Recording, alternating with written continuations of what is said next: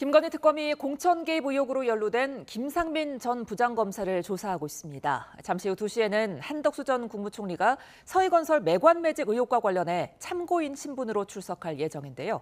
관련 내용 서정빈 변호사와 함께 짚어봅니다. 안녕하십니까? 안녕하십니까? 자, 김건희 특검, 김상민 전 부장검사를 불러서 조사하고 있습니다. 그러니까 김건희 씨의 공천 개입 의혹과 관련한 건데 조사 어떻게 진행할까요?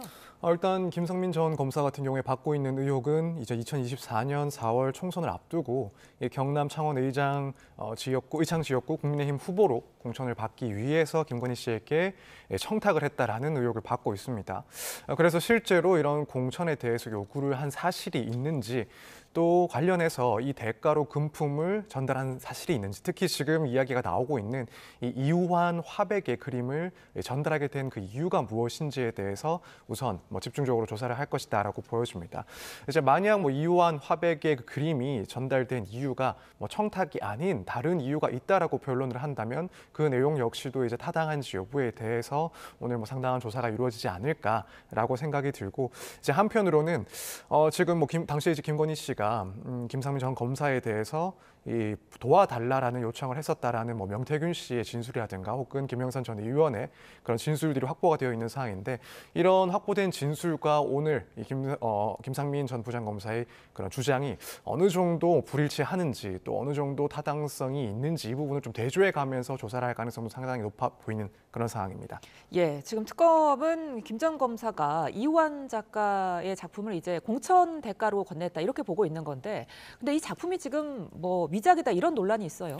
네, 해당 작품이 진품이냐 가품이냐 여기에 대해서 이제 전문 기관의 의견이 조금 갈리고 있는 상황으로 보입니다. 네. 우선 한국미술품 감정센터에서는 이 그림이 진품이다라고 판정을 한 바가 있긴 한데, 최근에 한국화랑협회에서는 이 작품에 대해서 위작으로 판정을 했습니다. 예. 일단 여러 가지 이유를 들기도 했었지만 그중에서 또 이제 가장 의심스러운 사정이 이 작품의 경우에는 대만에서 처음 경매에 나왔는데 그 경매 시작가가 220만 원 정도, 그러니까 상당히 이제 낮은 가격으로 시작을 했기 때문에 이후에 그 금액들이 계속 올라간 그런 사정들이 상당히 부자연스럽다. 그래서 가품을 이제 진품으로 둔갑을 시켜서 가격이 부풀려진 사기성 거래의 가능성, 그래서 이 위작의 가능성이 충분히 높다라고 판단했습니다. 그래서 현재 이 그림이 진품이냐 가품이냐 이 부분에 대해서도 상당히 좀 논란이 있는 그런 상황입니다. 그러니까 만약에 이 그림이 가품일 경우에는 뇌물 혐의액이 어떻게 추산되게 될까요?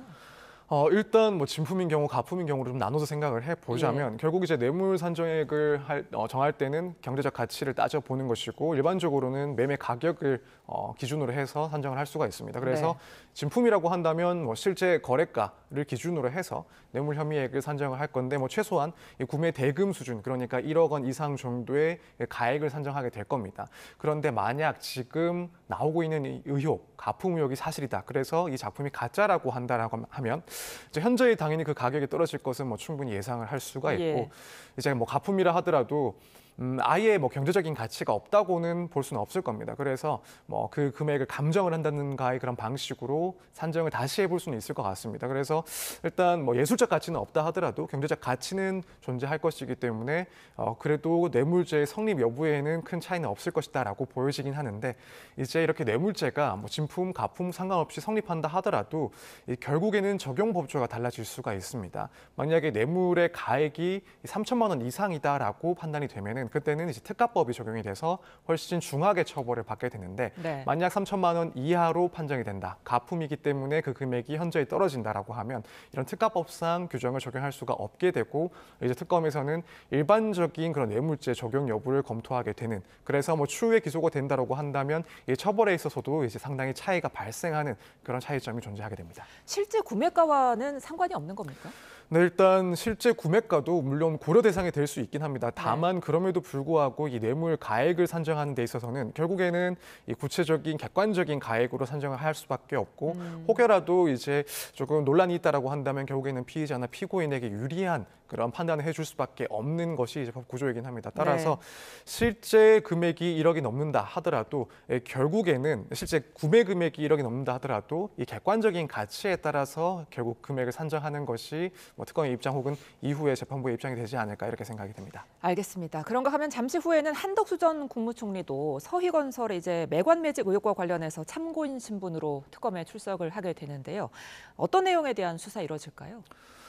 일단 지금 서희건설 측의 그런 뭐 일종의 매관 매직 의혹에 관해서도 이제 한덕수 전 총리에 대해서 조사가 진행이 될 것이다라고 보여지는데 지금 이 내용은 이봉환 회장이 고가의 그런 장신구 등 이런 금품을 김건희 씨에게 전달을 하고 이 사위인 박성근 변호사에 대한 인사를 청탁했다라는 그 사건에 대해서 조사가 진행이 되는 상황입니다. 이제 당시에 박성근 변호사가 임명이 됐던 자리가 국무총리 비서실장 자리였습니다.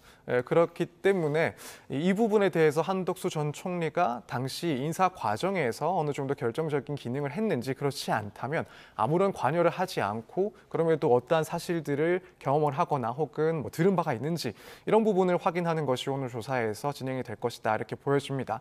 사실 이제 한 전 총리 같은 경우에는 당시에도 이제 비서실장의 그런 인선에 대해서 자신이 직접 뭐 별도로 추천할 만한 그런 사람이 없는 상황이었고 대통령실에서 그 선택을 할 수 있도록 맡겼다라는 입장을 한번 또 이야기를 한 적이 있습니다. 그렇기 때문에 당시에 이런 인사 결정 과정이 사실이라고 한다면 이것이 정상적인 과정이라고 볼 수 있는지, 다른 사안들과 비교했을 때 그런 인사의 과정이 상당히 이례적이라고 볼 것인지, 또 한덕수 전 총리가 이와 관련해서 구체적인 내용을 전달받은 사실이 있는지 이런 부분에 대해서 오늘 조사가 진행될 것이다 이렇게 관측이 됩니다. 그 당초 이봉관 서희건설 회장의 자수서에 목걸이와 브로치, 귀걸이, 그러니까 뭐 이른바 나토 3종을 구매해서 건넸다 이렇게 적었는데 특검이 압수수색을 해봤더니 이 외에도 지금 장신구 7점을 구입한 내역을 확인을 했다고 하더라고요. 네, 그렇습니다. 자수서에 나와 있는 그 고가의 장신구들 외에도 추가적인 이제 명품 그런 장신구를 2022년 그리고 2023년 그 사이에 일괄적으로 구입한 내역을 특검에서는 이제 확보를 했다라고 합니다. 네. 총 7점의 장신구라고 알려지고 있는데, 이제 그렇다면 특검에서는 당시에 이제 구매했던 이 장신구들 중에서 실제로 김건희 씨에게 전달된 것이 3점이 맞는지, 그렇지 않으면 나머지 4점에 대해서도 추가적인 전달이 있었는지 이 부분 역시도 이 수사할 내용이다라고 보고 있을 겁니다. 네. 그래서 혹여라도 이런 다른 장신구들 역시도 추가적인 그런 로비에 활용된 것이 아닌지 당연히 의심을 하고 있을 것이고, 이와 관련해서 특검의 조사는 추가적으로 진행이 될 것이다 이렇게 보여집니다. 예, 이어서 내란 특검도 좀 이야기해 보겠습니다. 지금 내란 사건 재판장인 지규현 부장판사가 올해 12월 내로 심리를 마치겠다 이렇게 밝혔거든요. 이렇게 밝힌 이유가 또 있을 거 아니에요?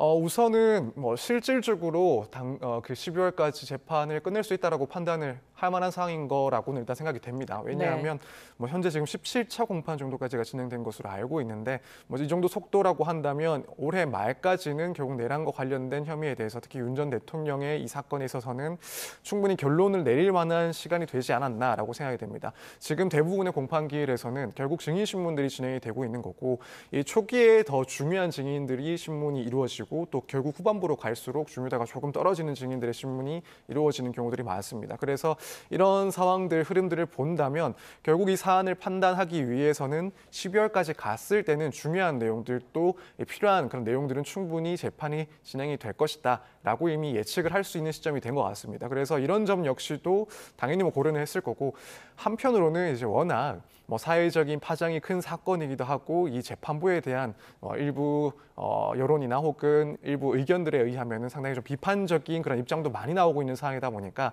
이 재판이 길어지는 것에 대해서도 상당히 부담을 가지고 있을 가능성도 있다라고 보입니다. 특히 이제 일부 의견에 의하면은 뭐 특별재판부를 만들자라는 이야기도 나오고 있는 만큼 현재 사법부라든가 재판부에 대한 신뢰도 상당히 좀 의심을 받고 있는 그런 목소리가 있다 보니까 아무래도 이제 더 이상 장기화가 돼서는 재판부 입장에서는 상당히 좀 부담감을 느낄 수밖에 없고, 그렇다면은 이런 시간적인 문제 역시도 충분히 좀 고려가 된 그런 이야기가 아닐까 이렇게 생각을 하고 있습니다. 그런데 이제 윤 전 대통령 측이 내란 특검법에 대해 위헌성을 주장하고 나섰습니다. 그러면서 법원에 위헌법률심판제청 그리고 헌재에는 헌법소원 심판을 청구했는데 이 부분 뭐 승산이 좀 있을까요? 뭐 개인적으로는 사실 승산이 조금 매우 낮다라고 보여지고 있습니다. 예. 일단 뭐 법률 심판 같은 경우에는 제청을 한다 하더라도 결국에는 이제 법원에서 이것이 타당한지를 일단 판단을 하고 결정을 하는 것인데 우선 뭐 지금 재판이 쭉 이어져 오고 있는 상황이고 법원에서 별도로 이 특검법과 관련된 그런 법률들에 대해서 위헌성이 있다라고 판단할 가능성이 현저히 낮지 않나. 그리고 사실 과거에도 이런 특검법들에 대해서 위헌법률 심판 제청이라든가 헌법소원 청구들이 있었긴 했는데 대부분 사실 거기에 대해서는 위헌성이 인정이 되지 않는, 그래서 기각되는 사례들이 뭐 거의 전부였다 해도 과언이 아닙니다. 그렇기 때문에 일단 과거의 사례를 봤을 때는 혹은 지금까지 흘러온 사항들을 봤을 때, 그리고 실제 특검법을 그 구체적인 내용을 들여다본다 하더라도 물론 뭐 정치적인 입장에 따라서 조금 이견이 있을 수는 있긴 하지만 이것이 과연 헌법을 위반했다라고 볼 만한 그런 내용들이 있는가라고 한다면 사실 상당히 좀 의문이 있는 주장이라고 보여집니다. 그래서 이 개인적으로는 이런 신청이라든가 혹은 청구들이 인용될 가능성은 상당히 낮다, 이렇게 보고 있습니다. 알겠습니다. 특검 수사 상황 지금까지 서정빈 변호사와 짚어봤습니다. 고맙습니다. 감사합니다.